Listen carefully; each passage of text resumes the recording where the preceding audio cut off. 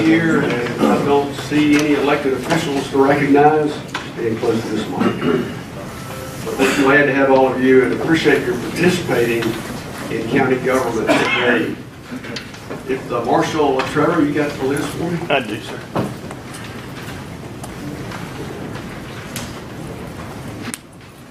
Thank you. And it is a great privilege to have the pastor of Pickens Mill Baptist Church, Pastor Johnny Nix, here with us today, who will lead us in our invocation and the pledge to the flag. Johnny, thanks for being here. Let's bow for prayer. Dear Father, as we come to you today, we thank you for your loving kindness and your tender mercy. We thank you for the blessings on our great county, and we pray for continued blessings to come. Dear Father, we pray that you would help us to humble ourselves, to pray and seek your face and turn from our wicked ways. You said you would forgive our sin and you would heal our land. We are in desperate need of your healing in this hour. We pray, dear Father, that you will use this time of year to help us to reflect upon your goodness in sending Jesus, God's Son, to us for our Savior. And dear Father, I pray your blessings over this meeting today. Dear Father, may the decisions made today benefit our county in the greatest ways. And dear Father, may you give our commissioners wisdom and understanding concerning the decisions that will be made today. We ask it in Jesus' name, and for his sake we pray. Amen. If you will, direct your attention toward the flag of the United States of America. Attention, salute, pledge. I pledge allegiance to the flag of the United States of America and to the republic for which it stands, one nation, under God, indivisible, with liberty and justice for all. Thank you so much, Pastor Nix. And if I didn't say it, officially call the meeting to order. The December the 12th pre-Christmas meeting of the Paulding County Board of Commissioners. I would like to say that the minutes for the November 14th meeting are available for your request, both for the work session and for the voting meeting itself. Under announcements this morning, one going back to last Friday on the 8th of December, where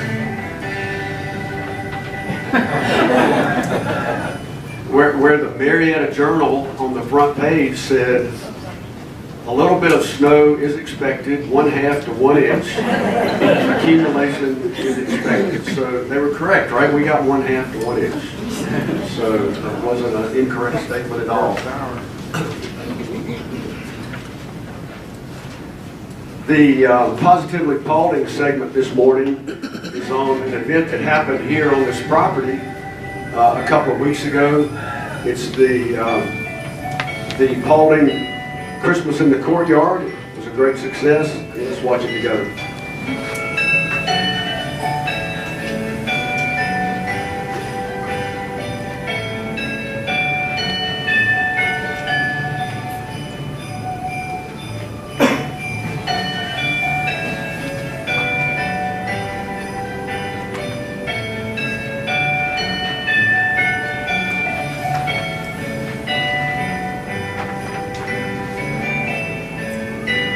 We'd like to thank Greystone Power and the Chamber and the county for getting together and putting this all on, and all of our sponsors and all of you for being here. And of course, we have all of our wonderful vendors out there. Please go by, shop, enjoy.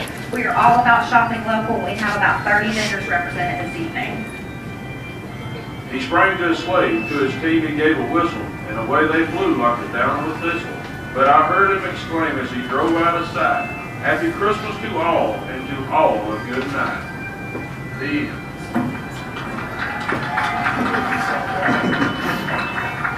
Merry Christmas to everybody. In a couple of weeks I'll be at your house, I guess.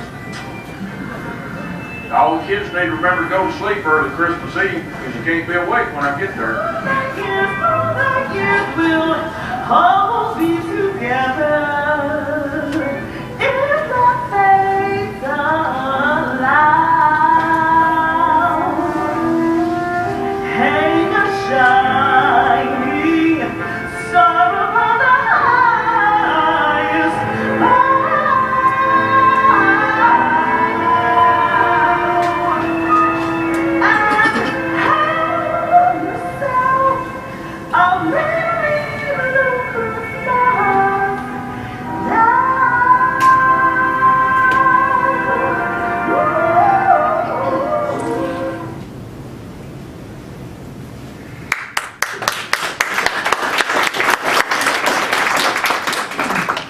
Thank you, Mr. Jeff Harkins, for putting that together and also putting together the pictures while Jennifer Nettles was singing there in the first part. Jeff is our new public information manager, and he's doing a great job. The Board of Commissioners would like to recognize Paulding County Water System staff for the food drive that they put on for Helping Hands.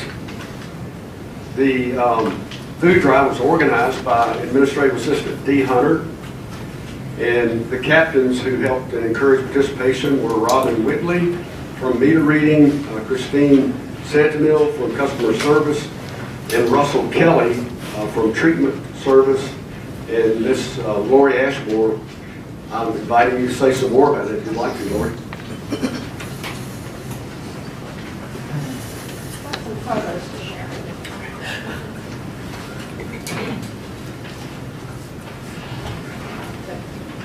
Thank you. There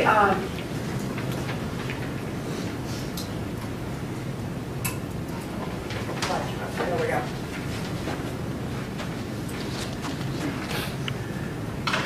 Paulding Water System had its first annual food drive before Thanksgiving, and I wanted to share with you some of what we did. We initially put out a call and to help the Helping Hands before the holiday season. So from October 9th to November 10th, we collected food, and we enticed people with a surprise reward for the winner. We had a little twist. Our department is a large department, and we tried to divide the department into groups of folks, so about equal-sized teams. And then we had a surprise for the group that collected the most items, and that was Team 3, who we had a pizza lunch for. Each of the teams decorated a can that they had in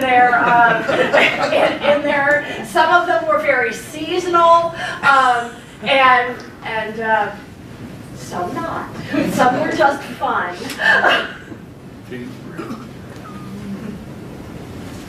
Here's the delivery that we made to Helping Hands in November. A little bit of the levity after the food drive when Team 3, and that was the team located in this building, had lunch together. We collected over 620 pounds of food from food pantry.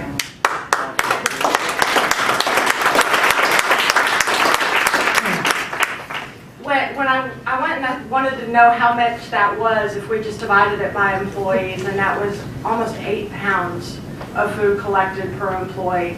I continue to be so proud to work with this group of folks and to experience their warmth and generosity.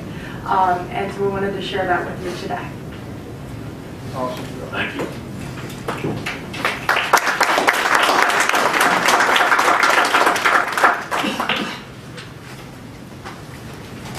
The Board of Commissioners would like to present the Public Safety Appreciation Award to Eileen Culberson, who's the Animal Control Facilities Manager with the Marshals Bureau.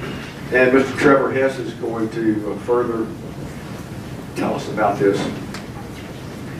Major Lahome could not be here today. Unfortunately, she had a procedure, so I will be telling Eileen how much we love and think about it. These are in the Major's words. She was so kind to write me a speech, but she wrote it as if she was here. So just imagine it's the Major, not me. That'd be interesting. It will be. Yeah. So she said, "Good morning. I'm sorry I couldn't be here for this special moment." With that said, Eileen Culberson, she's up front. She's had the pleasure of working very closely with Eileen for almost a decade now, and we have been through some extremely tough times and rewarding times, and have succeeded together through all of those. Eileen's positive attitude and contagious smile is a supervisor's dream, and I honestly can't say one negative thing about her in all the years that we've worked together and known each other. Well, except for the one time I made her get out of my office after she'd been sprayed by a cat. But she can tell you that was pretty good. I have to tell you another recent story about Eileen that will easily sum up her personality and heart. Recently, we had been in court, and when we left, Eileen had called me to tell me that somebody had locked their dog in the car. She was very upset that the dog had no water and was alone. And I told her it was clearly cool outside, and I doubted that the dog was in any trouble. But then again, she's the expert in that area, not me. So Eileen agreed that she just wanted to check on the animal and stick around and talk to the owner and educate them on what could happen if it had been hot outside or different dangerous scenarios. So she was clearly concerned, but as usual, she was all about educating that individual. So about 10 minutes later, she called me back and told me that it had been an elderly man who stated that at times he forgot how to get home, but his dog would bark if he missed the turn. So he also proceeded to tell Eileen that he came up here to pay his water bill, but had come up a little short on money. So what does Eileen do? She went ahead and paid the man's water bill. As we talked about it later, we agreed that God had worked in funny ways and puts all of us in the right places at the right time. And she feels that Eileen definitely is in the right place and has been for several years. She's truly a ray of sunshine, and she has a way of taking any bad situation and making it into something positive. She's very useful in her skills and her line of work. And this is straight from the major right here, because you know I'm not Mr. Warm and Fuzzy. Eileen, you will never know how much you have taught me and how often I look up to you for who you are inside. You're more than a rewarding of this reward, and not only for your attitude and outlook on everything in life, but mostly your work ethic, knowledge, and skills. You're truly a blessing to Paulding County, but mostly the thousands of animals that you have cared for and saved during your time with us.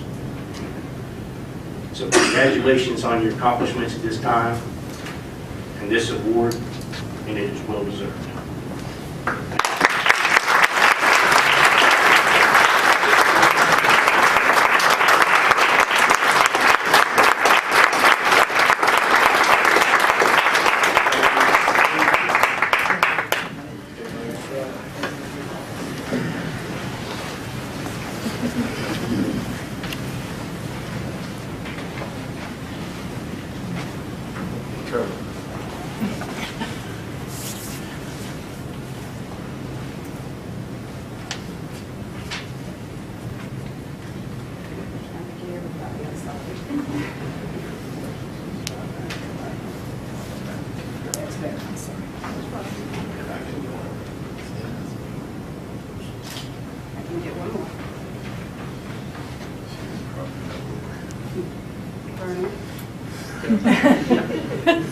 She could have brought a pit bull with her.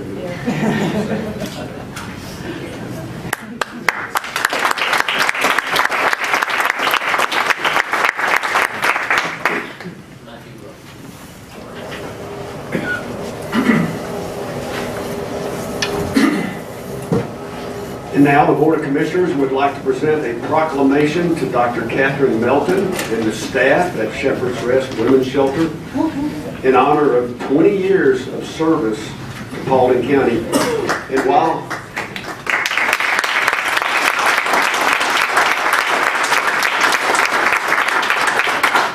And while Dr. Melton is coming up, and also a special lady in our family's life, Miss Darmita Cox, who's here with her son, while she's coming up to say something, I'm going to go on and read the proclamation here. And then we'll let Darmita speak. Whereas Shepherd's Rest Ministries Incorporated was founded by Catherine D. Melton, PhD, who serves as founding president and executive director. In the early 1990s, Catherine provided domestic counseling services throughout Paulding County. And whereas on December 26, 1997, Shepherd's Rest Ministries Incorporated opened its doors as the only shelter in the county to serve victims of domestic violence. Since that date, over 3,000 women and children have been served. Whereas not only does Shepherd's Rest Ministries Incorporated provide emergency and transitional housing, a 24-hour crisis line, food, clothing, emergency transportation, and resource referrals, it also offers legal advocacy to victims of family violence, which has assisted over 5,000 individuals since the program began in 2002. And whereas it also provides a weekly women's enrichment therapy group for women in crisis throughout the community, this group has had a profound impact and has empowered thousands of women as they learn about domestic violence and coping mechanisms. And whereas we give honor for the deep and abiding commitment to those who, in faith, began this work, and to those who continue this work, it is a privilege to be able to extend the expression of our esteem and best wishes to Shepherd's Rest Ministries Incorporated as they celebrate their 20-year anniversary on December 26th of 2017. Therefore, I, David L. Carmichael, Chairman of the Paulding County Board of Commissioners, along with friends, family, and the residents of Paulding County, Georgia, applaud their efforts and thank Shepherd's Rest Ministry Incorporated for contributions to the community in Paulding County.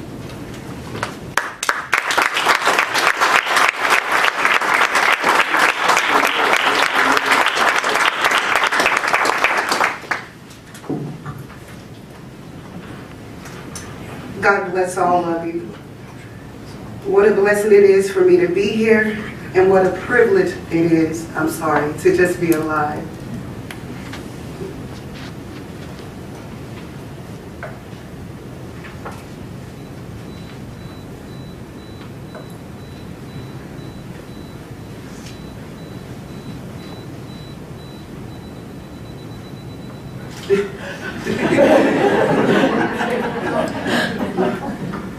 We're going to take the whole team now. We are,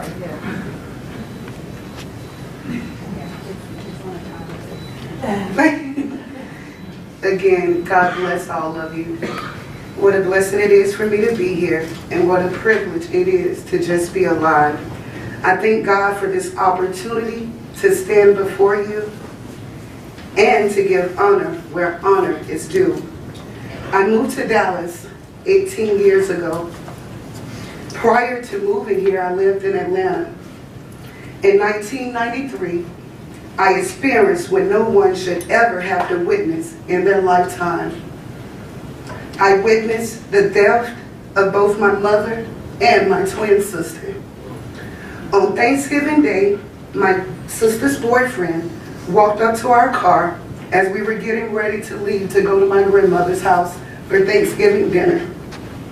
He pulled out a gun and immediately started shooting into our car. As a result of that shooting, both my mother and my twin sister was killed. After taking their lives, this young man at the age of 16 then turned the gun on himself and killed himself. On a day when most families come together, it was a day my family was torn apart. The domestic violence that I witnessed that day was unreal. A couple of years went by, and at the age of 18, I got married to a man who I thought was the perfect man. Needless to say, he wasn't. He was very abusive. Over time, he began to drink, and drink a lot. He did. He was verbally and physically abused. He verbally and physically abused me. The abuse at times even occurred right in front of our kids. It became too much, and I didn't want to continue living that way. I wanted to change, and I wanted better for not only myself, but for my kids. And I knew that God had better for me. At the age of 21, I made a decision to move to Dallas, Georgia. And it was the best decision, one of the best decisions that I made in my life. I moved down here without nothing, not even $100 to my name, but I trusted God.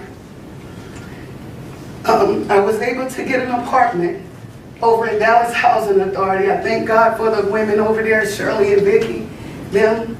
And I thank God for Miss Lou and Mr. Dave Carmichael.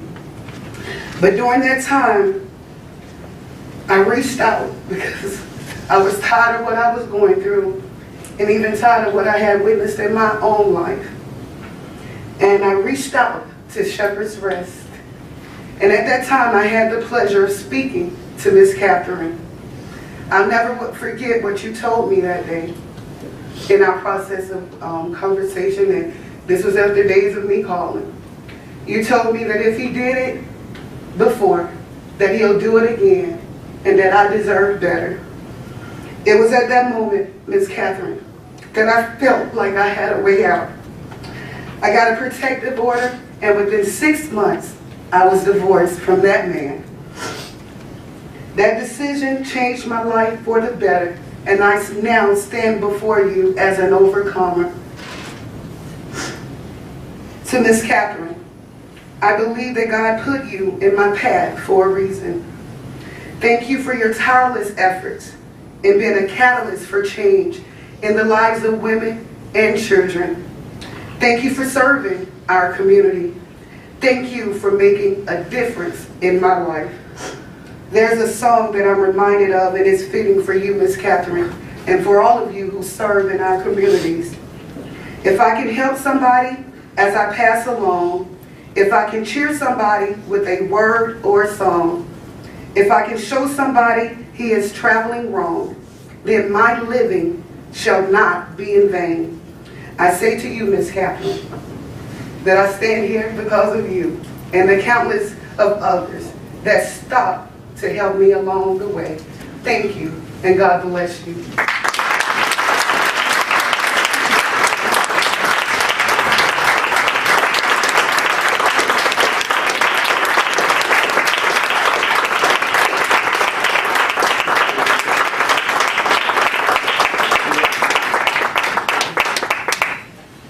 Shepherd's Rest staff up here, please.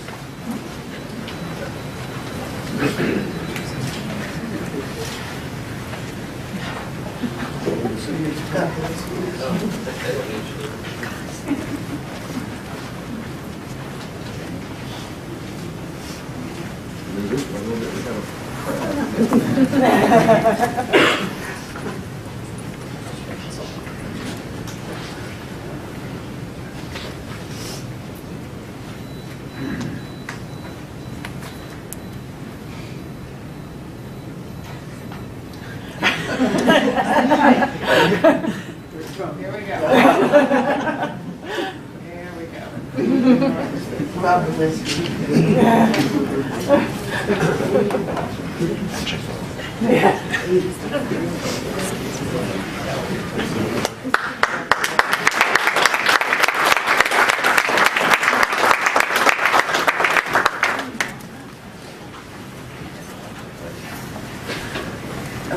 Darmita mentioned a lady named Lou, and she's in the audience today, and on Thursday we will have been married 43 years.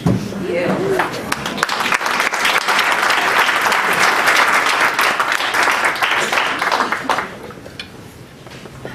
And finally, an announcement that has just come up this morning that we want to make you aware of, and I'll ask Ms. Lori Ashmore to come back up, and I'm going to take my regular seat, and you can tell everybody what's going on there.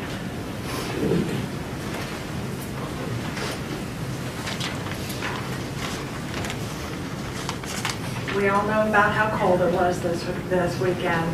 The water system was not immune to the temperature issues and the snowfall that we had. On Sunday, we were alerted to a problem out in Union area of Paulding County in the southwest corner when we started receiving phone calls of low water pressure. There were some incorrect reports of a main break or there was a fire hydrant that had been hit, but in fact one of the sensors on the tank was indicating that the tank was frozen, indicating that the tank was full, and the tank levels had actually been dropping. When we initiated repair efforts to get the sensor not controlling the tank and the booster pump station on to fill it, the booster pump station is not presently filling the tank. We are working diligently to locate the source of the issue and get it corrected and restore service to both Union and Yorkville as soon as possible. The low pressure situation that we have in the western part of the county does require a boil water advisory. And out of an abundance of caution, when we restore service, we will have to sample the water, run microbiological tests on it, and report those to the state. The tests themselves take about 24 hours for us to get the results. So just to give you an idea of that. We have worked with the school system, the fire department, EMA. Everyone has been very good about helping us get the word out and be prepared for that low pressure situation that we have. We've had news media coverage. It's on our website, as well as several of the Facebook pages for EMA and for the Sheriff's Department. So we're getting the word out to all of the affected residents. Last night we ran, we expanded our normal dispatch center. We normally have one person answering the phones in the evening. Last night we had 6. So we were taking a number of phone calls. We have about 3,900 customers that are affected in this area. And if you have any questions, I'd be happy to answer them. Four schools. Not to put you on the spot, but we talked late last night. We know it's not going to be fixed right this second. We know it's going to take a little while. And then when it does get repaired, it's going to take a little while to fill those tanks. So we could be looking at the earliest, if you can stop me, tomorrow evening would be the earliest. That's correct. We're looking at. So if you get, anybody gets phone calls or Facebook or whatever, we're not looking at having water pressure to everybody until late tomorrow evening at the earliest. You have to be realistic. I had somebody call this morning, and that's all I did yesterday, is field those calls. Along with, I have to thank Lori and the water department and the extra people that you put field the calls. And I know that people didn't always get the right answer that they wanted. But sometimes you just have to shoot people straight and let them know. So this morning's phone call was about a fellow that has quite a bit of livestock. And basically what I told him was, I said, you need to start toting water. And you're going to need to do that today and tomorrow. And hopefully, Thursday morning can be a different story. But am I correct? Somewhat? Timetable is variable. We're not sure. We're not until we have the direct cause of that pump station not filling that tank. Why did it take 4 days? I can't give you a definite timetable. But you're correct. It's after we repair, it will take time for us to repressurize the system. Yes. And we have to go through Union and Yorkville in order to get there. School system. Exactly. And my point is that we don't need people thinking that we're going to get this fixed today and they're going to have water today. So today's not going to happen, tomorrow's not going to happen. We're praying for tomorrow night, and we'll just have to see what happens. If my statements may be wrong. Why aren't they monitored? But sometimes when people know Why aren't those things when monitored? it's not going to happen, they can deal with the situation. And I guess that's what I'm saying. And we will put updates out as we have information to share. We will put it out on our webpage. We will also make sure that that we've got it to others who have posted to their Facebook. And I'd like to thank all of our people, Sheriff Department, Fire Department, our Water Department. I guess 24 hours without power, you kind of deal with it. You get the family together, you think you're camping and this is okay and everything's fun. The next 24 hours is not to fund. And after that, it's just miserable. It's exactly what it is. So a lot of these folks got power back on, hoping to get warm water, and then couldn't get water. So a couple folks kind of chuckled about boiled water advisory. I don't have any water to boil, and we recognize that. But we've had people working around the clock in the water department out in the field, and we'll continue to do that until we get that thing up and going, correct? That's correct. And I think you're running on not a whole lot of sleep yourself. That's correct. So keep running. I hope Frank put your tennis shoes on, keep running. And but we thank you for your work, and thank everybody in the county for all their work the last 3 or 4 days. DOT, everybody, all of our departments, and it's good to see a community come together. Sometimes things like that bring neighbors together, neighbors helping neighbors. So thank everybody, thank the citizens, and let's all say a prayer for some water. Thanks, Lori. And I know she wants to be recognized, elected official of school board, Ms. Kim Cobb. Thank you for being here, Kim. That's it. Under, Sorry. Just wait. let's see, we have no invited guests. Under bid awards, number 1, discuss action to approve a bid award for the relocation of the water line 4 State Route 92 to the low bidder Mid-South Builders Incorporated in the amount of $7,442,942. Oh, they're all lies. It's all bullshit. It's Ms. never Paul. monitored. You're going to be up there for a while, right? I think so. I'm going to try to be short on all of them. So we received 7 bids. The bids ranged from $7.4 million to $11.1 million. These have been reviewed by the engineering staff, and they've agreed that the $7.4 million is a sufficient bid, and so they're recommending award to the low bid, Mid-South Builders. If you will recall, last week you received, you also approved the reimbursement request, or reimbursement from GDOT for a portion of this expense. To relocate that. Any questions? Bid award number 2, discuss action to award the purchase of headworks equipment for the copper mine plants to the low bidder Parkson Corporation in the amount of $331,150. This is being requested to award to the low bidder. However, it was, the firms were evaluated on a rating criteria, so looked at cost, experience, ability to meet design requirements, availability of replacement parts, and delivery schedule.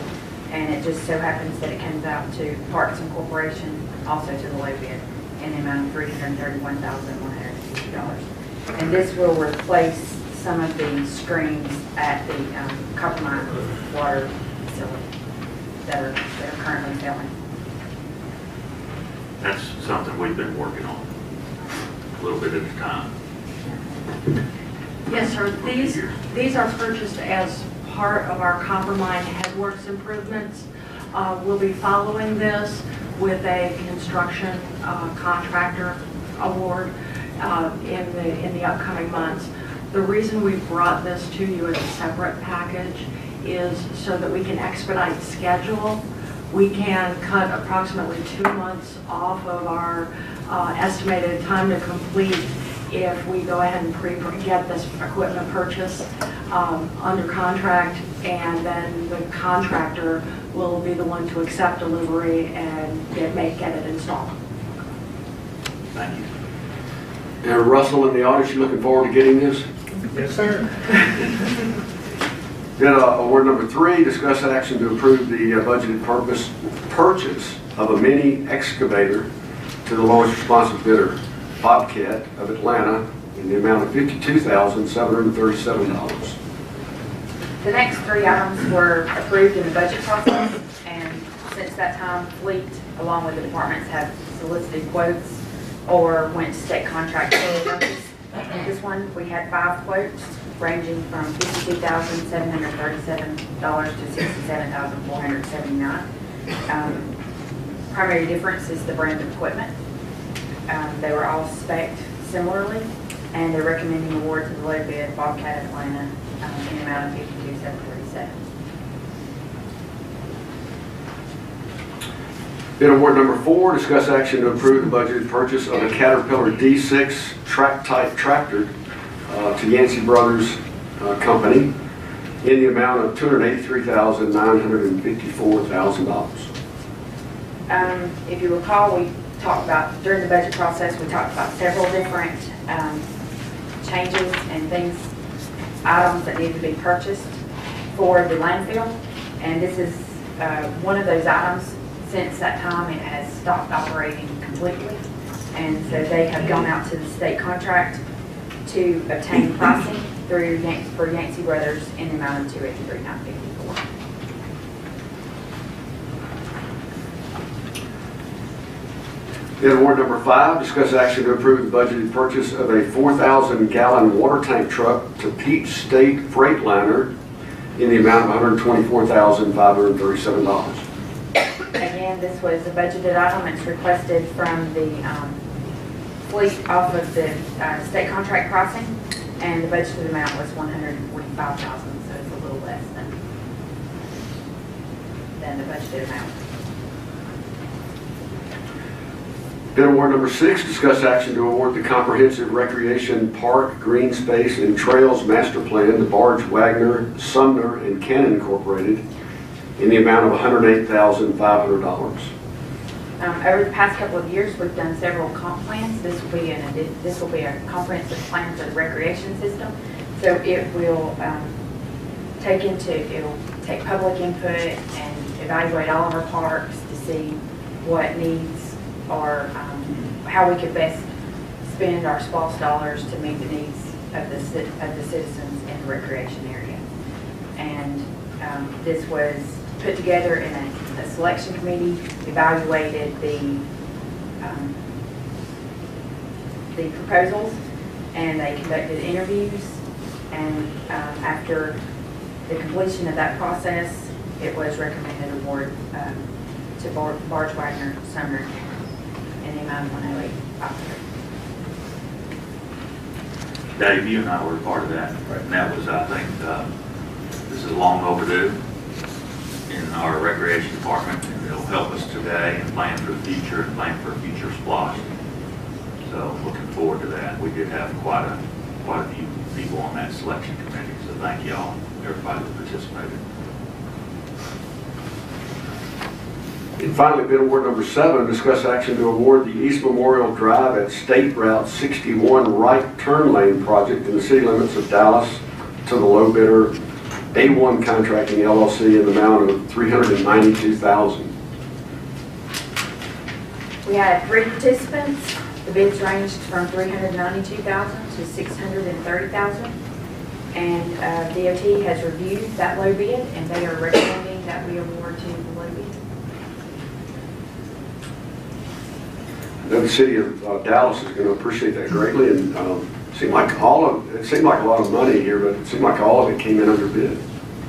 I'm sorry, underestimated. Most everything came in under estimate.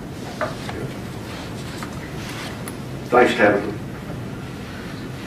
Under reports from committees and departments, we can still call a new county administrator, Mr. Frank Baker, and Sergeant Ashley Henson are going to update us on the Paulding County Superior Court Alcohol and Drug Awareness Program. Just done so much already for Paulding County. Good morning. I appreciate the time to address you on this issue.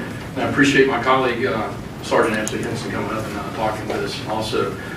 This is a program that I had founded when I was back working in Cobb County before I retired. I had done about 42 of these programs over there. And so when I came over here, the Superior Court was very interested in me trying to get this program going. And so a couple of weeks ago, we just completed our 13th program at Hal Hutchins Elementary School. And the significance of the program itself is when you put a total number of students that you provide this to, it's kind of amazing.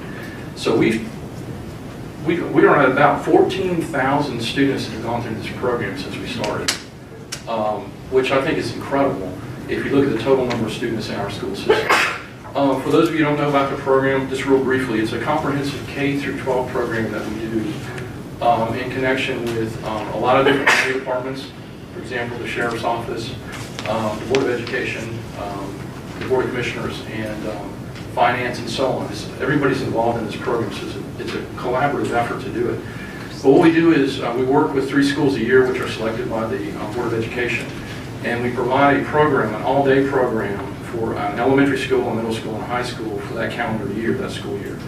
And so we've got 2 more scheduled for the end of the year, our middle school and our high school, and that will round out all of the high schools since we started the program, so then we can start again.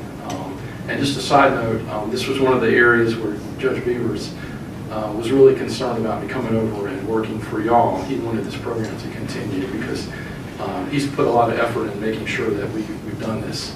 So I pledged to him that I would continue to do everything I could do to make sure that it continues. I'm working with a new court administrator over there to help with it. It's a pretty elaborate setup.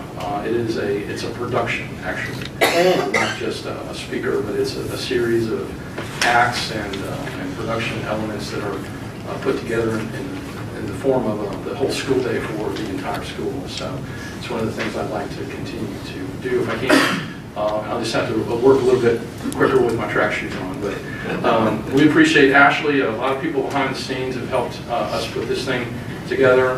Dr. Brian Otot, our new superintendent of schools, has been an integral part of it, as did Cliff Cole before he retired. And again, just various folks, the sheriff himself, our fire chief, and all his folks have helped out. And then we have some folks from outside the county, Georgia State Patrol has helped us out quite a bit. Metro Ambulance Service, and it goes on and on and on. So if you haven't been to one of these things, I encourage you to try to come. I'd be happy to have you come out to those. But I'm going to turn it over to Ashley for some words from the Sheriff's Office. Good morning, how are y'all? Good morning. Good deal. Frank pretty much said it all, but from the Sheriff's Office perspective, and many of you have been there at these events, 14,000 kids, that's a lot of folks that we have impacted. So you think about that, each kid's got probably at least 1 or 2 parents, and they go home and talk about this, or a sibling. So you think about the impact and the reach that we have with this program, and I think it's extremely important now that Frank's the county administrator, having the Board of Commissioners officially on board, because you've got all the major stakeholders in place now. You've got the Board of Education, you've got the County Board of Commissioners, the Superior Court, plus you've got your public safety entities. So these are all the important stakeholders that are going to have an impact on these kids' lives. So some of these kids, these are, all types of kids. So if we can impact at least 1 or 2 of these kids in each one of these programs, then we've done something. And so I just applaud Frank and everything that he's done over the past several years for getting this program going. And thank you to the Board of Commissioners for continuing him, or allowing him to work with this program, because it is very beneficial. This is something I've been to every one of them. I've had the opportunity to be a host for every one of these events. And it's just it's a huge thing for our children in our county. So thank you to you, Frank, and everyone that's been involved. It's a really good program and very important for our students. Thank you all for, Frank, thanks for your work. I've had the opportunity to go to 2 of them, and it's pretty eye-opening. And it really makes a huge positive impact on our children. It really makes you think about life and how fast it can happen. And so I appreciate it. And it's a production. If anybody has the opportunity to go, you ought to take the day and go there with your child if you can work that out, because it's unbelievable. And when you walk out of there, it just opens your eyes. It really makes you thankful for your family and who you have, and I guess it puts a different perspective on things. Now, I've only been to 2, but I just echo what Commissioner Pownell said. That they're very well done. They're entertaining. They're fun to be at. So, and they're at the kids' level, So I just appreciate it. Which is at our level. All right, public participation of agenda items. We have no one who signed up this morning. Under the consent agenda, it's long. I'm required to read it. Consent agenda item number 1 is approve the 2018 Paulding County Board of Commissioners regular meeting schedule. that is available online, and I guess in the back of the room. It's pretty normal second and fourth Tuesdays, except in early summer, in June. There's one different date, and then during the September fall break, we meet on a Thursday rather than a Tuesday. Number 2, approve amendment number 1 to joint funding agreement number 16ESMPG 0000002 with USGS for monitoring in Richland Creek. And number 3 is adopt resolution 17-41, the resolution amending the Paulding County Streetlight Ordinance, section 101 to 120 of the Paulding County Code of Ordinances. Number 4 is approve the memorial designation of a portion of Ridge Road between Billerica Highway and Dallas Nebo Road, Baker's Bridge Road, located in Post 2. Number 5 is to approve the renewal of the existing contract services agreement for the Paulding Kiosk Program. Number 6 is to approve the proposed application and public hearing dates for the Planning Commission, the Zoning Board of Appeals, the Stream Buffer Development Waiver Review Committee, and the Development Waiver Review Committee for the 2018 calendar year. Number 7 is the renewal of the Animal Control Hearing Board. Let's see if I get the right copy here.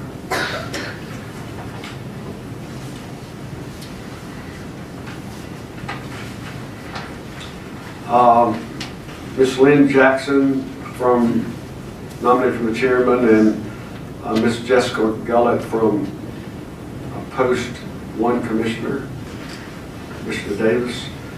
Item number 8 is Cemetery Preservation Commission. Oh, yeah, thank you. Wendy Hill in Post 4. Thank you. Wendell Hill.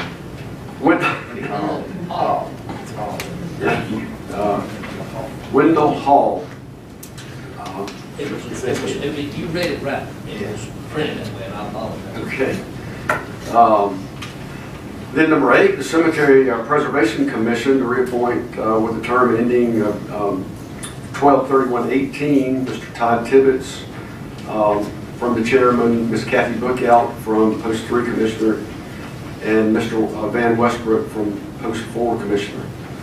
Number 9, the Fire Advisory Board, reappoint with a term ending of December 31st, 2018.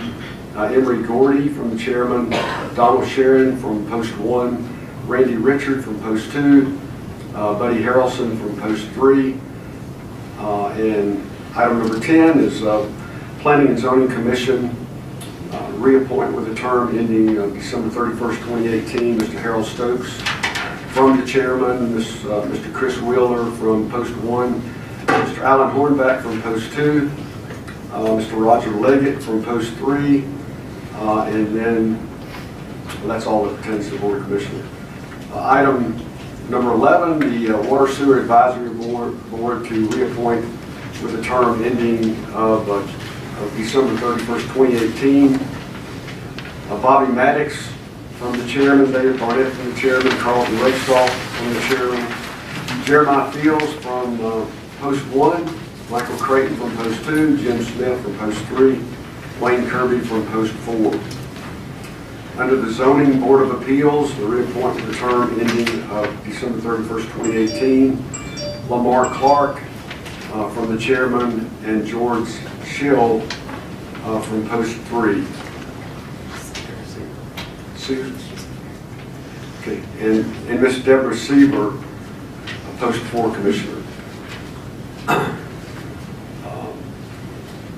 Consent agenda number 13, adopt resolution 17-42, reappointing Johnny McBurrows and Arthur L. Fulbright to the Paulding County Board of Assessors for a term ending December 31st, 2020. Number 14, reappoint Jenna Barton to the Paulding County Library Board of Trustees to serve a 3-year term from July 1st, 2017 through June 30th, 2020. And under the Keep Paulding Beautiful Board, reappoint with a 3-year term ending December 31st, 2020. Judd Sewell from Post 1, and Miss Nancy Hightower from Post 3. Let me just say that, you see some vacant positions here, and some of the boards don't meet very frequently, so they're the ones that we have some additional time to fill in those vacancies, and the Board of Commissioners will be continuing to work on that to get interested and responsible people there. Number 16, reappoint David Small to the Paulding County Airport Authority with a term ending December 31st, 2020, and reappoint Mr. Ellis Aston and to the Paulding County Airport Authority with a term ending December 31st, 2018. Number 18, reappoint Peggy Wills and George McFadden to the Paulding County Board of Elections with a term ending December 31st, 2021. And the Recreation Commission Board is reappointed with a 5-year term ending December 31st, 2022. Mr. Ben Paris from Post 1 and Gene Allen from Post 2. Number 20 is appoint Greg Perry and Dina Sanfilippo to the Board of Ethics for a term ending December 31st, 2019. And number 21 is declare these items listed as surplus and approve their disposal through action or trade. The Sheriff's Department Car Unit 49, a 2004 Ford CV,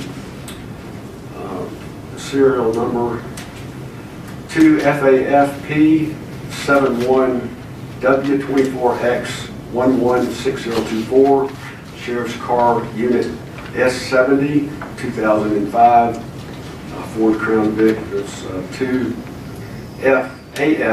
71W15X134418. And under the DOT Department, Truck Unit 114, a 2004 F-150, serial number 2FT RF1822 CA14935, and finally another DOT Department vehicle, Truck Unit 75, a 1994 Ford F-150, serial number 1FTEF15N7RNA72750. Are there any of these consent agenda items that any of the commissioners would like to place on the regular business, under regular business? Yes, Mr. Chairman, I'd either like to have number 20 split into 2 separate votes on the regular agenda. Okay. For the appointment to the Board of Ethics. So Commissioner Collette would like to separate 20 into the 2 individuals listed. To separate those, it'll be 2 consent agenda items rather than 1. And we'll discuss it. Do you want them on the regular agenda, so items 6 and 7? Is that what you're asking? That's correct, because that's the only way you can vote separately on. Okay, so item 6 would be, item 6 would be Greg Perry, and then item 7 would be Ms. Smith. Is that what you're asking? That's correct. Okay, do you understand? Mr. Chairman, I would like to remove number 13, put it on the regular agenda, do the same. Okay. So discuss that under new business here So that would momentarily. be 6, 7, 8, and 9? Is that what you're trying to do? Yes. Okay.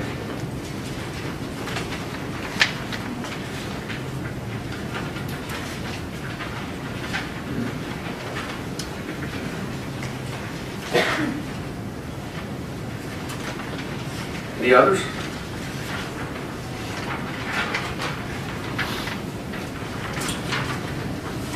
I'd just like to say that getting those names in place and all of that consent agenda was a, we'll call it a labor of love for Rebecca. So Rebecca, thank you for your dedication in getting that in order for today's meeting.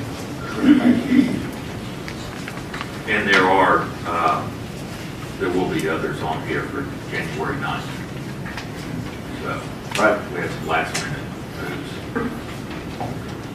I had an email from Rebecca after 11 o'clock last night. Okay, we'll move on to old business. And under old business item number 1, there's been a change which I'm going to defer to Ms. Skipper to explain it better than I will. You'll recall you had an appeal from last month that was an appeal from the decision of the Development Waiver Review Committee on an application by Ansley Capital Partners. The appealing party was an adjoining property owner, Mr. Gilbert. Mr. Gilbert has since sent an email asking to withdraw his appeal, which means that this is on here for old business, but it does not, no longer requires a vote from this board. So it will not be on this afternoon. I've left it on here more for announcement purposes so that y'all would understand that the person who appealed has withdrawn the appeal, so the Development Waiver Review Committee decision would stand. So there is no longer an appeal. I liken it to a court case. The court case is dismissed, so there's no reason for the judge, which would be y'all, to make a decision. That's essentially what's happened. There's nothing pending before you any longer. So for informational purposes, what would happen next is if we go to the EPD, because that was actually the next step, was that Ansley Partners has to apply to the EPD to see whether or not they're going to approve this system. Or I can add if she needs to. Do you need to add? Nothing. Okay, I'm going to make a couple statements concerning this. I was the one that felt like we needed to table this at the last meeting because we needed more information. I think that information has come to light. And so I'm going to make a statement concerning it. And if anybody else would like to join in, agree or disagree, that's fine. We didn't have all the information maybe we needed at the last meeting in order to make the decision that needed to be made one way or another. And I feel like the decision to table it until this meeting was the right decision. With that said, I'm not for doing anything that's going to put the county in a spot where the county's going to be liable or spending money down the road, whether down the road's tomorrow, 5 years, 10 years, or 20 years. I don't want to put the county in a spot where we've got to do something. I don't feel like the system that's recommended to be put out there is the correct system, not only for the county. I don't feel like that system is the correct system for the homeowners that are not there at this point that will be buying in the future. And I feel like it's something that will come back to the county one way or another, and we're always the one that has to end up fixing it. And I want anybody that's looking at a system like that to be aware of that. And I'll just stop there and love to hear anything else you got to say. Well, I agree with you, Commissioner Conrad. We have an ordinance that says that we won't do this, so this is a variance. There's a reason we have that ordinance. It's a good reason. This is something I feel as a county we should not be getting into. If this goes through, this is something that will come back, in my opinion, to the taxpayers. Not if it will, but when it will. And the taxpayers will have to probably pick up the cost of this if it's a failed project. And if this goes through the way it's going to go, we at this point don't have, as commissioners, don't have a whole lot to say so about it. We won't have a lot of input. That'll be up to the state, so. But like Vernon said and Todd has said, we have an ordinance that prevents this type of system being put in, so hopefully we'll hear from that later. I'll chime in and state that I agree with the commissioners who have spoken on this. I feel it's a dangerous situation county into handling systems like this. So I think that the policy in place is there for a good reason.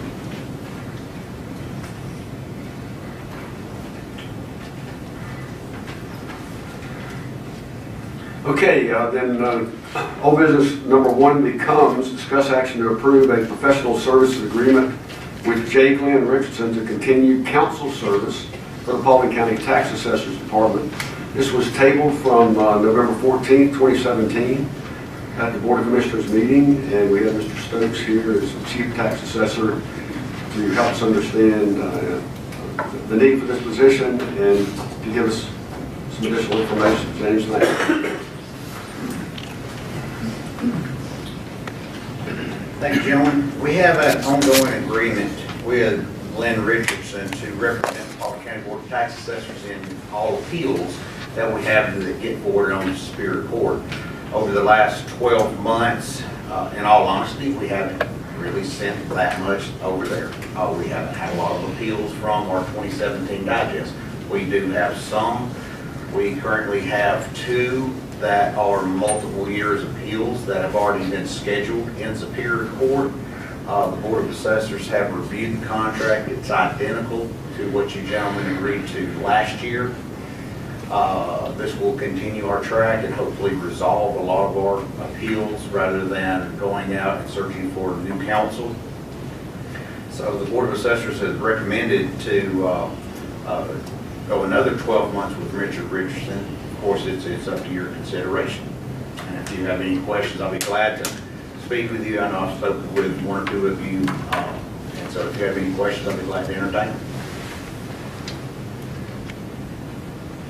Well, I appreciate you being here, James, because you really don't have to be. You're your own department as assessors, but you think enough of our unity in the county to bring it before. So I appreciate you bringing it to us. When you mentioned seeking other counsel, has any other counsel been sought out as far as a comparative analysis? I have put out questions for several counties, tax assessors, because not very many attorneys deal in ad valorem taxation. So I have not heard back. The last time that we reviewed this contract, it was viewed to be a very competitive pricing. I know what other, the attorneys representing the other parties, what they are charging, which is, this rate is significantly less than what opposing counsel is. I think Ms. Skipper has reviewed the contract, and that's really all we have to say about it. Let me ask you this, if it comes to a vote at the 2 o'clock meeting, you've got on there 12 months, we needed to do 90 days, you'd be okay with that to get us through, and we'll see from there? I do not think 90 days will be long enough. So you probably need to talk to me then. If that's the case, yes. Okay. We had talked on the phone, and I know we have a couple things going up on, I think, January 31st. That's correct. And so I want to see some things through, but, so, okay. I'll be here. And with that inquiry, what position will that put us in as a county if at the 2 o'clock meeting, Mr. Richardson is not approved? What position will that put us in for coming months? That's probably going to be a question for Ms. Skipper. In my opinion, we would have to put a stay on all of our pending cases.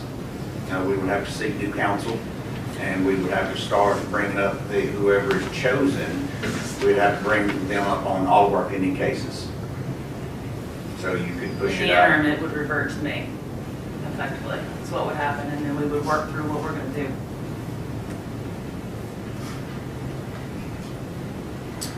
Questions, comments? Well, I know, go ahead, apologize. Sorry. We,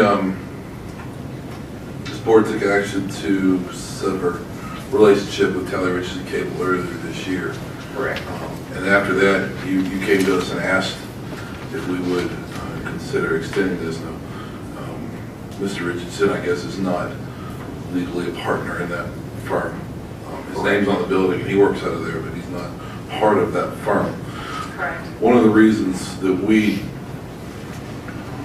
were discussing that was because Mr. Richardson was in the middle of a lot of it was right in the middle of the appeals season, I guess, for lack of a better term. And you wanted time for him to finish what he was doing and close up that stuff at the end of the year. And you mentioned a couple of cases that are multi-year, and I think we've all seen those before. Have the others been cleaned up? Has he wrapped up the rest of those? Yes. And the same parties appealed again. Right. So we've added another year.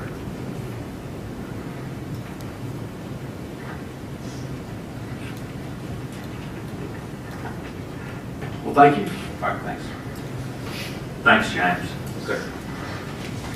Move on to new business. Discuss action to authorize the chairman to approve the purchase of stream and wetland mitigation credits for the Swan Drive Drainage Improvement Project from Whipping Creek Meadows LLC in the amount of $58,623.30. Mr. Jones.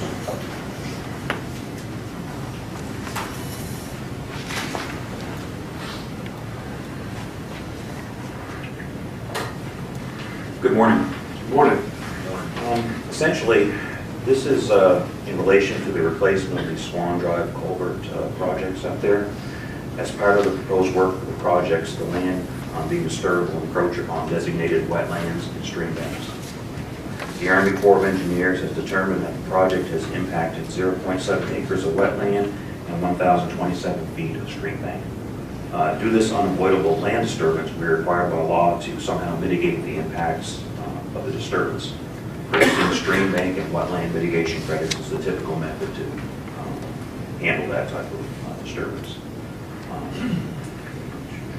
The cost for these credits is $58,623.30. If anybody has any questions regarding this process, I can answer. I don't. Thank you. Thank you.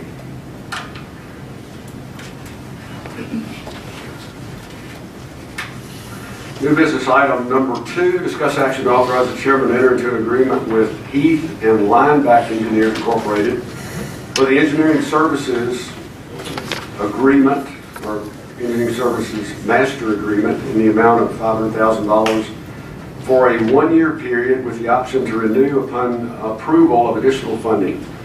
Services will be used for preliminary engineering of transportation SPLOST projects. Back up, hurry. I'm not going to sit back down again.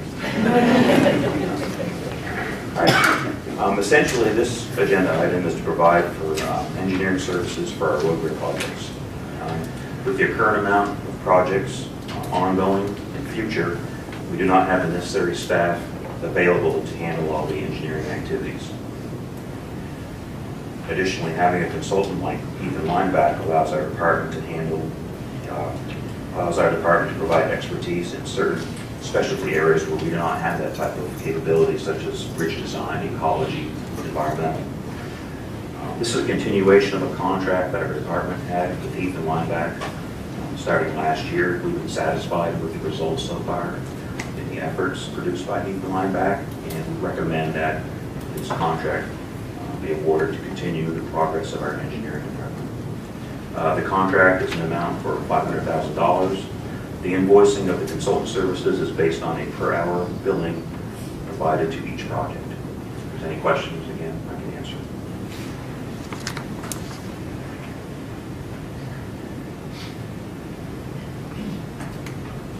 I've read all the backup, but George, Heath and Lineback, we used them before on this type of project. Yes, sir. We've used them on multiple projects. They're probably one of the top consultants we have. They're very responsive. They have very solid engineering design. So they're a top-notch firm. Okay. We'll move to number 3, discuss action to authorize the chairman to enter into a contract with Trans Systems Corporation in the amount of $2,582,898.18 for preliminary engineering design services for the Cedar Crest Road widening project from Harmony Grove Church Road to the Cobb County line. Essentially, this is preliminary engineering for roadway construction plans for Cedar Crest Road, again from the Cobb County line to Harmony Grove Church Road. Cedar Crest Road is the third highest traveled road in the county with up to 15,500 cars on certain sections of that road. Cedar Crest right now, as you all know, is currently a 2-lane road. To accommodate current and future projected traffic, a 4-lane roadway project is needed to move traffic efficiently and safely. The project will tie into the Cobb County portion of Cedar Crest Road that is currently being widened to 4 lanes. We recommend awarding to Trans-Systems due to their work experience in Paulding County, qualifications, and knowledge of personnel, the quality of their work, familiarity with the project. They have used Trans-Systems on multiple road and bridge projects in the county in the past and have been extremely pleased with their design work. Many of the key personnel on the Trans-Systems team were a part of the engineering team that was used by Cobb County for their section of the road widening. The project is estimated to cost $2,582,898, and it's a projected 21-month design schedule to bid for construction once the notice to proceed is issued. Again, I can answer any questions if there are any. So it'll match up with the Cobb County improvement that's in progress right now? Yes, sir, exactly. We provide a 4-lane section all the way from Cobb Parkway down Harmony Grove Church Road. The other part of Cedar Crest Road from 92, basically to Seven Hills, is another project area that will be in the future scheduled to be widened. Other questions, comments? Thank you, Mr. Jones. Thank you.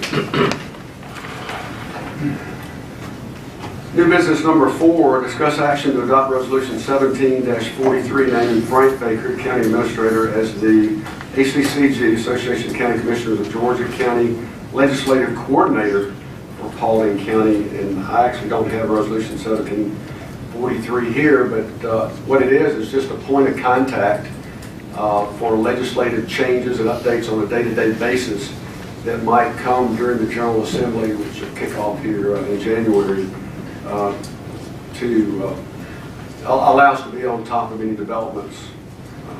So Mr. Baker would be that single point of contact that ACCG would reach out to.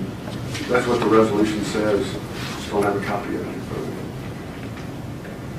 I can read it this afternoon.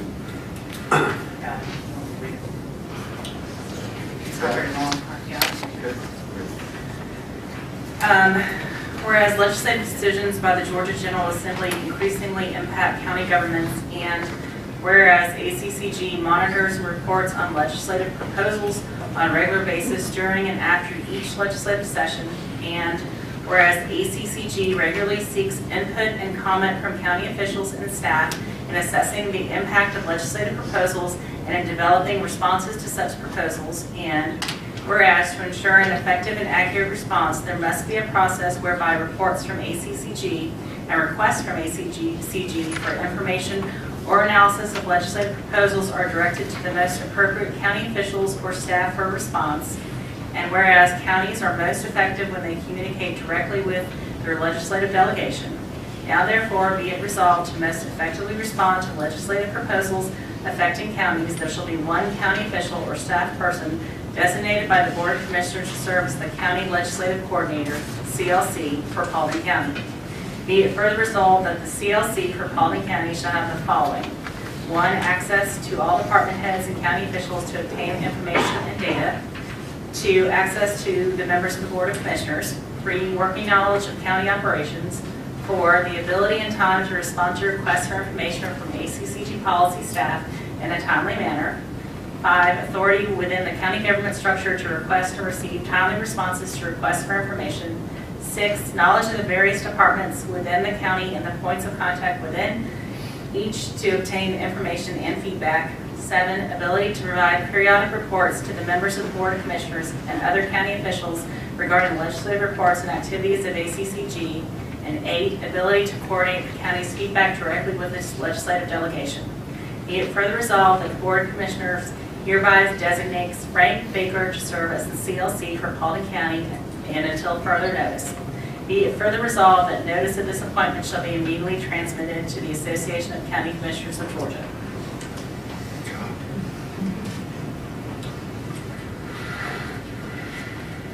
New business item number 5. Discuss action to approve the chairman's nomination of George Jones as the Paulding County Department of Transportation Director. So, I'm very excited that in speaking with George yesterday that he has agreed to accept this position and take on the tremendous responsibility involved in running this county's highway system, traffic lights and everything. We had 60 employees, 67, I believe. 67 employees, a $5 million budget, no more than that. 9. Yeah, so. Are you already taking money away from it?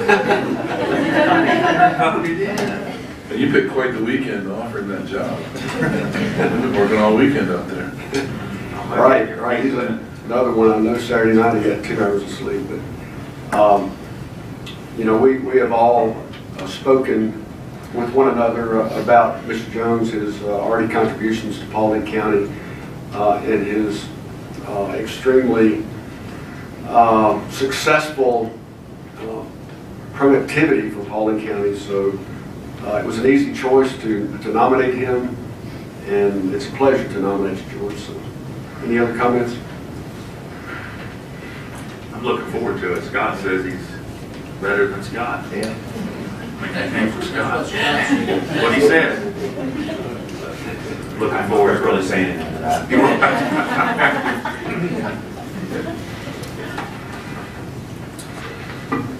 Okay, new business item number 6 is to adopt resolution 17-42, reappointing Johnny McBurrows and Arthur.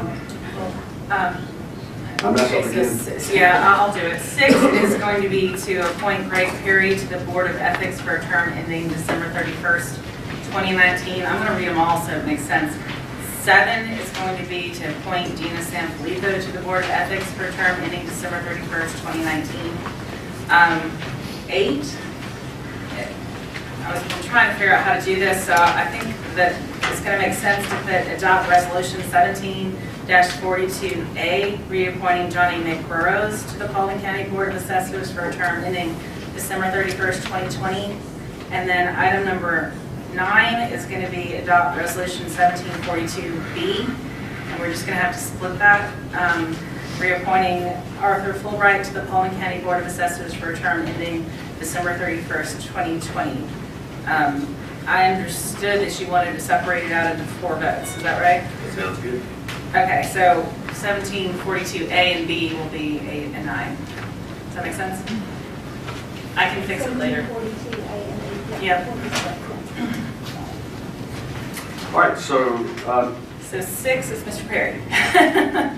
So appoint Greg Perry to the Board of Ethics for a term ending December 31st, 2019. The assignment of a Board of Ethics, or the availability of a Board of Ethics, is one of the requirements that we're supposed to have as a county. And it's, several of the boards have been kind of inactive. This is another one that's been active. This is one that's going to be inactive. But as the chairman, it's my responsibility to nominate 2 people, and then they pick a 3rd person who's a local Paulding County attorney, and that makes up this Board of Ethics. So that's more generally about the Board of Ethics. Greg Perry is the owner and manager of family insurance here locally, and has served in some positions of leadership. So that's why I nominated him. Any discussion? And item 7 would be Ms. Sanfilippo for the same board and the same term through December 31st, 2019. Okay. And Dina is often in the audience and has been active in Paulding County government.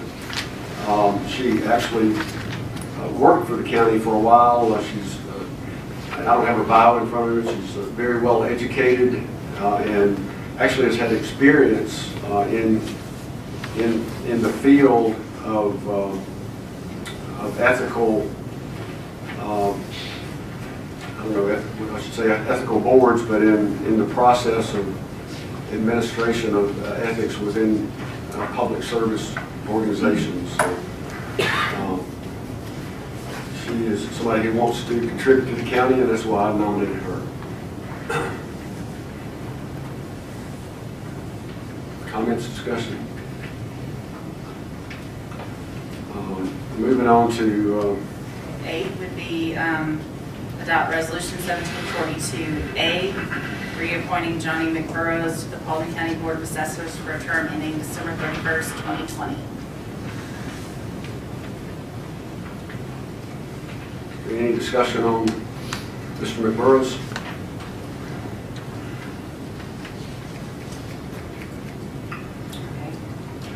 Then 9 is going to be adopt resolution 1742B, reappointing Arthur L. Fulbright to the Paulding County Board of Assessors for a term ending December 31st, 2020 as well. Any discussion or comments on Mr. Fulbright? No, thank you.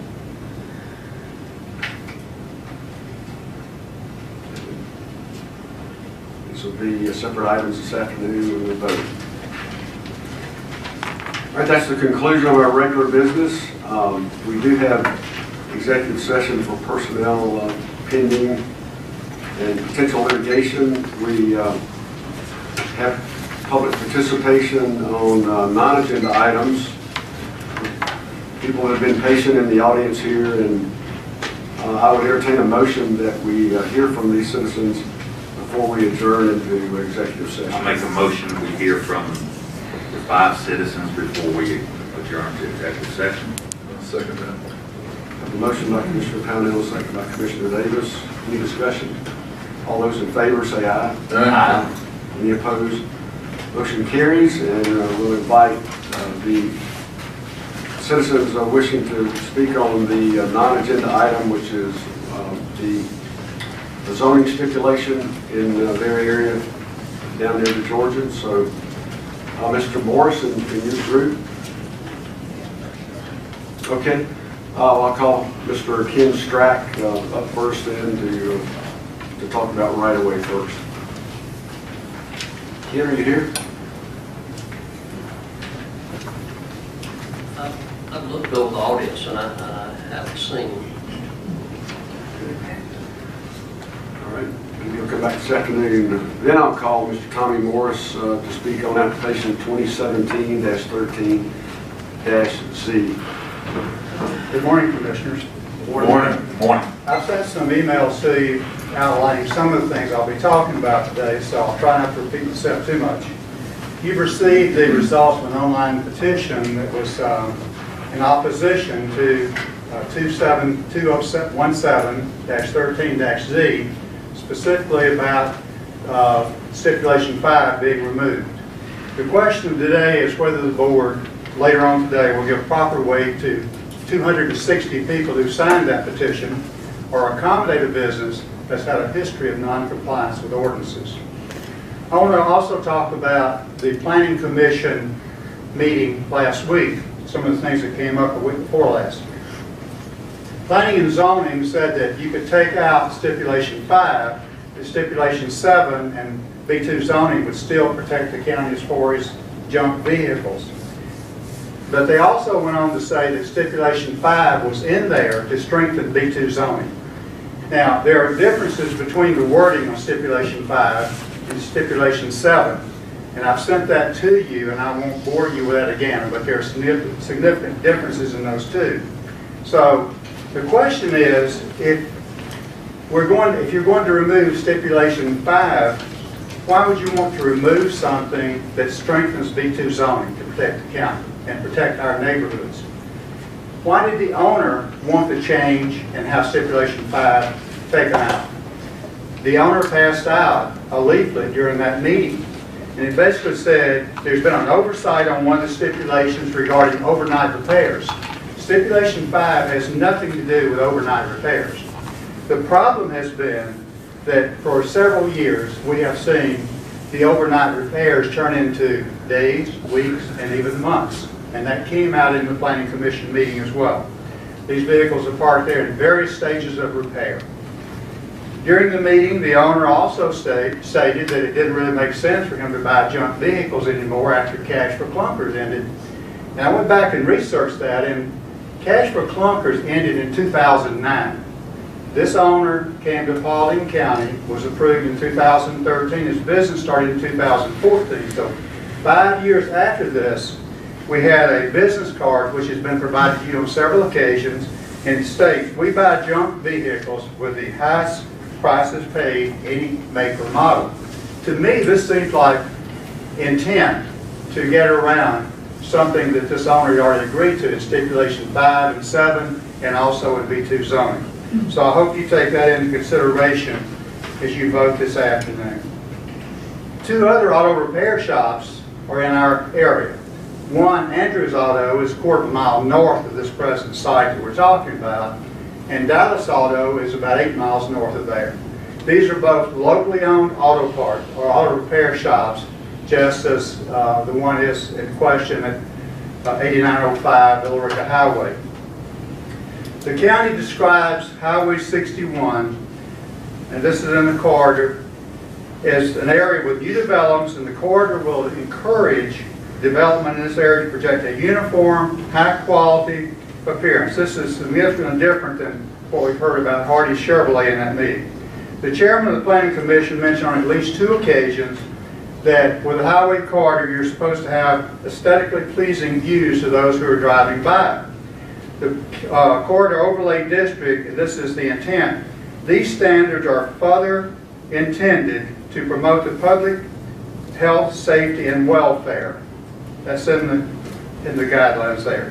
One of the Planning Commission members stated that the fence could have been, that a problem could be fixed by installing a fence. There's been a fence behind this building since 2014. The problem is things are not parked back there according to B2, which says that everything must be conducted entirely within a fully enclosed building or behind a 6-foot privacy fence with supplies, equipment, inventory.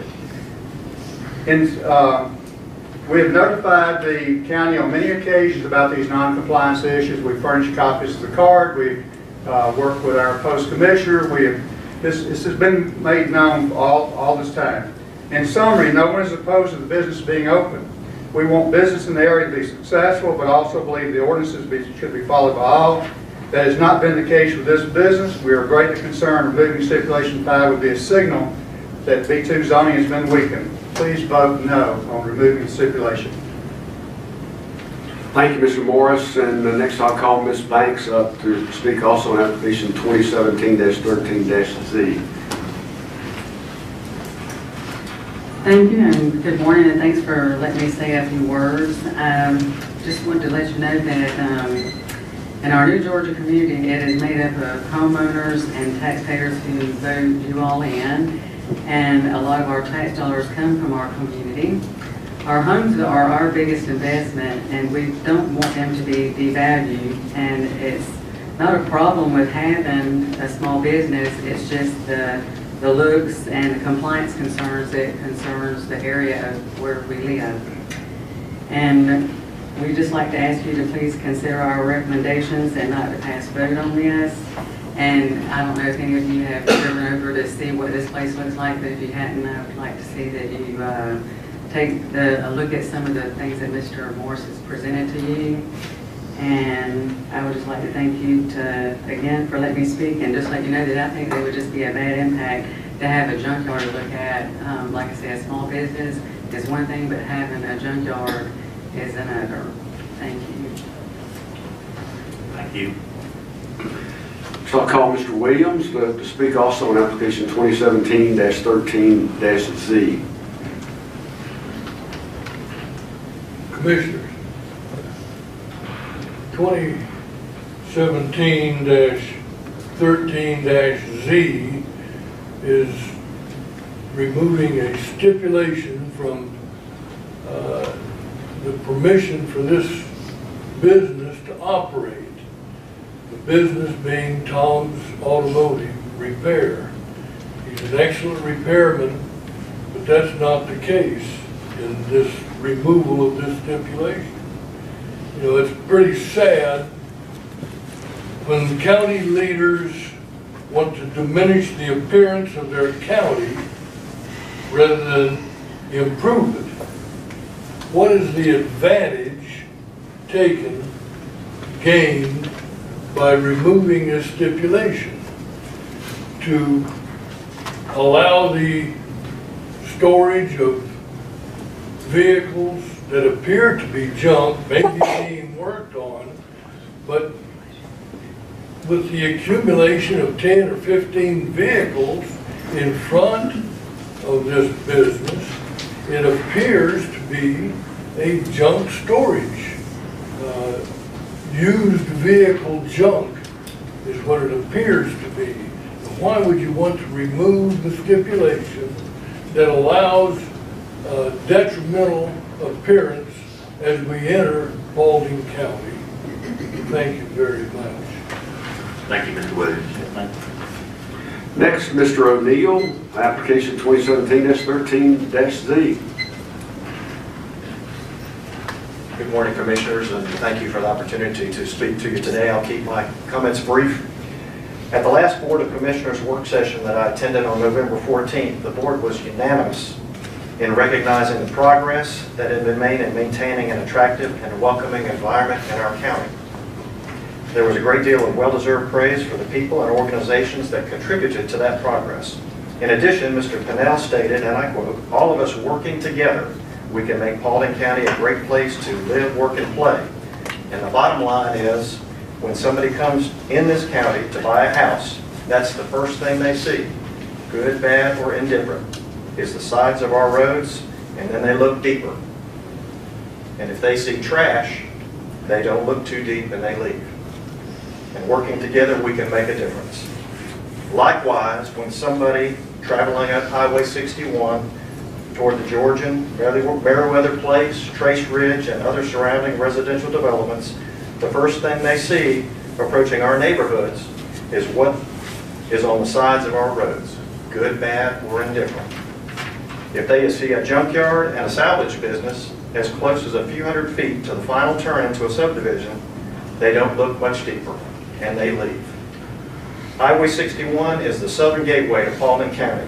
Do we want a junkyard as a welcome center? New Georgia needs to attract restaurants, retail shops that cater to the large numbers of current and future homeowners, not industrial businesses such as an automotive junkyard, which are eyesores and polluters. All of you have received a copy of the petition, the signatures, and I believe accompanying that were comments from some of the signers of the petition. And rather than go through all those and reiterate that, I'll focus on one that seems to consolidate the views of most of the folks that participated in that. I live close in the Georgian and don't want to see a junkyard every time I leave home and come home. No benefit for me. This type of business should not be this close to residential neighborhoods. In closing, let me ask which of you would want a junkyard and salvage business located near the entrance of the place where you live and have a substantial financial investment? Commissioners, you ask the citizens of Paulding County to work together and make a difference to help make this county a great place to live, work, and play. Now the citizens are asking for your help to ensure that our part of the county remains a great place to live, work, and play. Thank you for the opportunity to present my concerns and the concerns of many other residents of New Georgia. Thank you. Thank you, Mr. O'Neill. And Thank you. I typically say at the start of these meetings that we appreciate your participation in county government, and I know better than to try to speak for these gentlemen up here. They're friends, and I value their honest interest in what goes on in this county. But all of you in the audience, let me just say as we go into executive session that we do, all of us, appreciate your ideas and your thoughts on your county. And I can say that from my heart genuinely about these gentlemen that I share with on the board. At this time, we do need to go into executive session for personnel and pending litigation, so I'll entertain a motion that we go into executive session.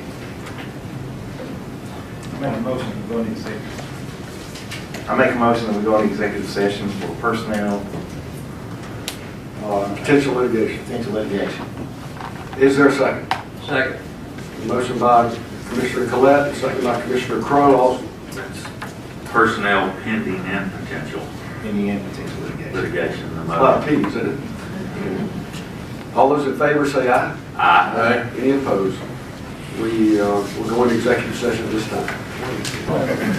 I'll call the regular session of our Board of Commissioners meeting back to order and report that we took no action. We need a little bit of time to finalize the agenda for coming back to the 2 o'clock meeting. So we've agreed to convene at 2:30. I'm sorry for the imposition to those of you that have already waited a long time, but honestly, we've got a lot of business to cover. So at this time, I'll entertain a motion to adjourn. We apologize for that too, because it's the only meeting we have in December, and it was a long meeting. So we apologize for holding you guys up, and we'll be coming back at 2:30 for the 2 o'clock meeting. Okay? So I'll make a motion, we adjourn. Second. Motion and second to adjourn. All those in favor, say aye. Aye. Stand adjourned until 2:30.